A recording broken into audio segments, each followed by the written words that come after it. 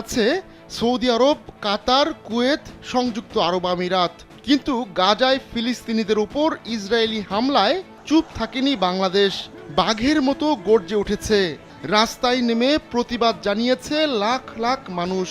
বাংলাদেশিদের এমন আবেগ অনুভূতি নাড়িয়ে দেয় পুরো ইসরায়েলকেও। দেশটির গণমাধ্যমে ঝড় তোলে বাংলাদেশের প্রতিবাদের সেই সমুদ্র। এবার আরও একবার ইসরায়েলের ভিতে কাঁপন ধরিয়েছে ঢাকা। বানের স্রোতের মতো মানুষের ঢল নেমেছিল ঢাকায়। পুরো দেশ থেকে লাখ লাখ মানুষ ঢাকায় জড়ো হয়ে গাজায় ইসরায়েলি হামলার নিন্দা জানায়।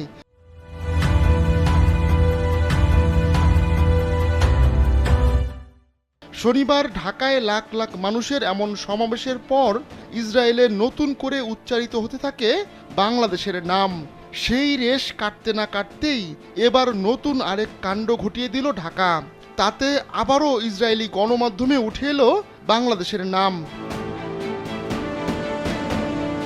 বাংলাদেশি পাসপোর্ট ব্যবহার করে কারোরই ইসরায়েলে যাওয়ার অনুমতি ছিল না।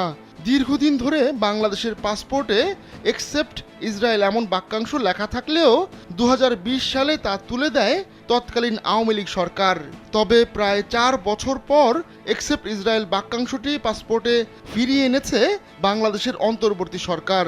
ঢাকার নেওয়া এমন সিদ্ধান্তের পর গুরুত্ব দিয়ে সেই খবর প্রকাশ করেছে ইসরায়েলি সংবাদ মাধ্যম টাইমস অফ ইসরায়েল।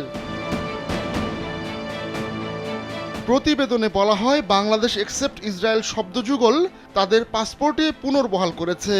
এর মাধ্যমে ইসরায়েলে যেন কোনো বাংলাদেশি যেতে না পারেন তা নিশ্চিত করা হয়েছে। মুসলিম সংখ্যাগরিষ্ঠ বাংলাদেশে ইসরায়েল একটি স্পর্শকাতর ইস্যু। দেশটি ইসরায়েলকে কোনো স্বীকৃতি দেয় না বলেও ওই প্রতিবেদনে উল্লেখ করা হয়েছে। ইসরায়েল ছাড়া অন্য সব দেশে প্রবেশ বৈধ এমন কথা বাংলাদেশের পাসপোর্টে কয়েক দশক ধরেই ছিল। কিন্তু ক্ষমতাচ্যুত সাবেক প্রধানমন্ত্রী শেখ হাসিনার এই বাক্যাংশটি বাদ দেওয়া হয়। গেল সপ্তাহেই পাসপোর্টে ইসরায়েল ব্যতীত শব্দগুলো পুনর্বহালে সংশ্লিষ্ট কর্তৃপক্ষকে নির্দেশ দেওয়া হয়।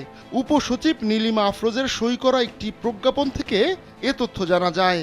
গেল 7 এপ্রিল স্বাক্ষরিত ওই আদেশে বলা হয়, উপযুক্ত বিষয়ের পরিপ্রেক্ষিতে যথাযথ প্রক্রিয়া অবলম্বন করে পূর্বের ন্যায় বাংলাদেশি পাসপোর্টে ইসরায়েল ব্যতীত শর্ত পুনর্বহালের প্রয়োজনীয় ব্যবস্থা গ্রহণের জন্য নির্দেশক্রমে অনুরোধ করা হলো। আহমদুল্লাহ শিকদার, কালবেলা।